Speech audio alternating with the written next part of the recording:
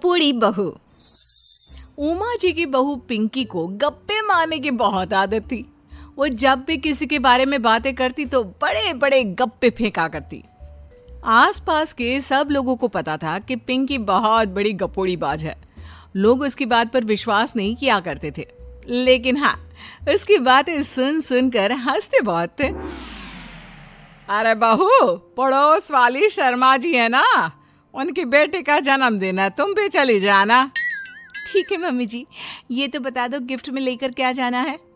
अरे लेकर क्या जाना है, 250 का लिफाफा दे देना, बस काफी है। अरे मम्मी जी, अच्छा लगेगा क्या? पड़ोसी है हमारे, हमें कुछ बड़ा लेकर जाना चाहिए। अरे बहू, इतना काफी है। जानती हैं आप, मेरे मायके में जब पड़ोस में किसी की बर्थडे होती थी ना, तो मम्मी कुछ ना कुछ गोल्ड का ही देकर भेजती थी। पड़ोसी के बर्थडे में सोना? कैसी बातें करती हो। और नहीं तो क्या, आपकी तरह थोड़ी ना लिफाफा पकड़ा दिया। पिंकी शर्मा जी की बेटी के जन्मदिन में चली जाती है। अरे आज तो बड़ी सुंदर लग रही हो साड़ी में।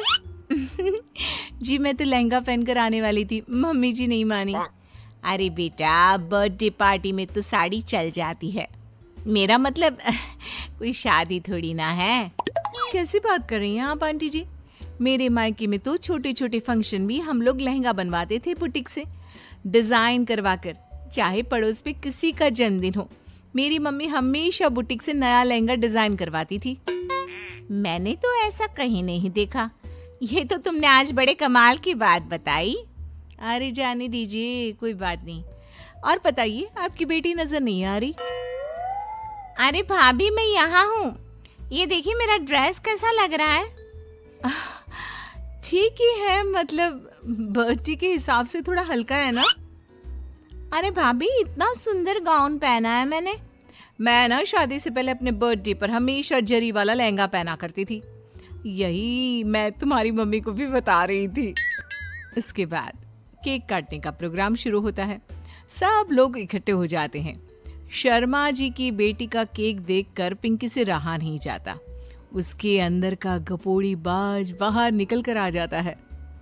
अरे इतना छोटा सा केक! अरे बेटा, मेहमानों के हिसाब से ही है, जितने लोग इतना बड़ा केक।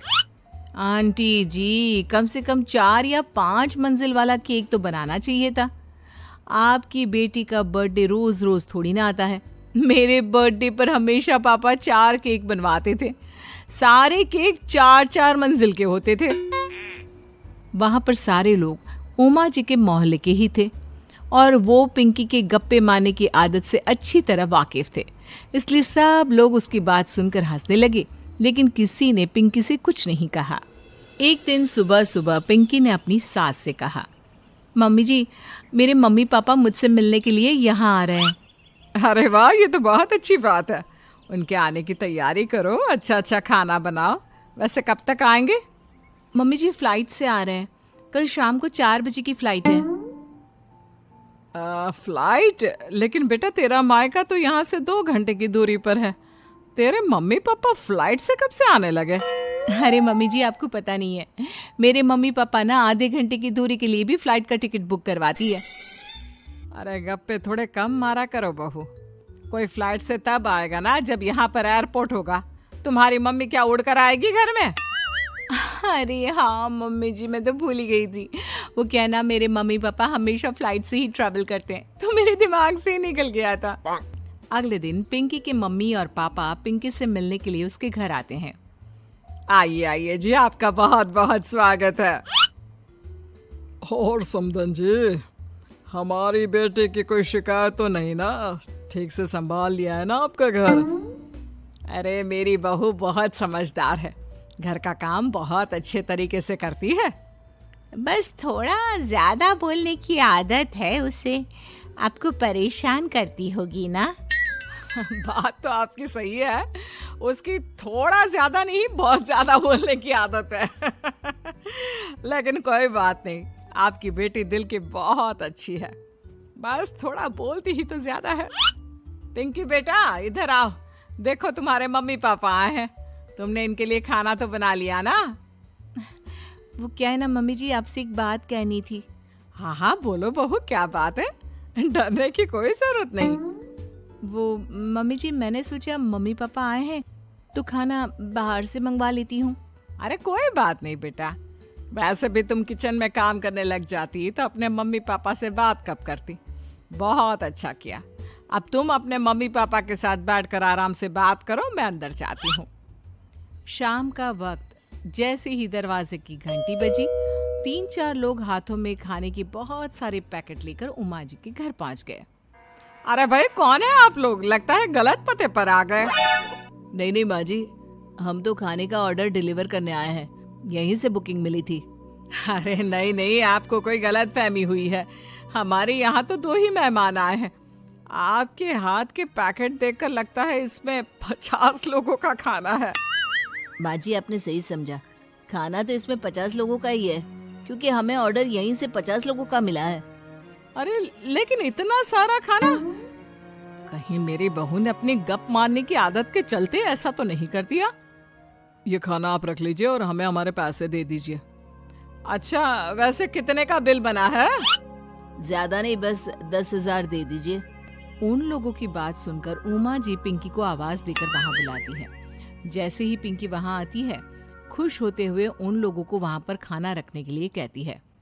अरे इतना सारा खाना क्यों मंगवाया बहू? अरे मम्मी जी, मैंने आपको बताया तो था, मम्मी पापा आए हैं तो मैं खाना बाहर से मंगवा रही हूँ। ये बात सही है बेटा, लेकिन 2 लोगों के लिए 50 लोगों का खाना?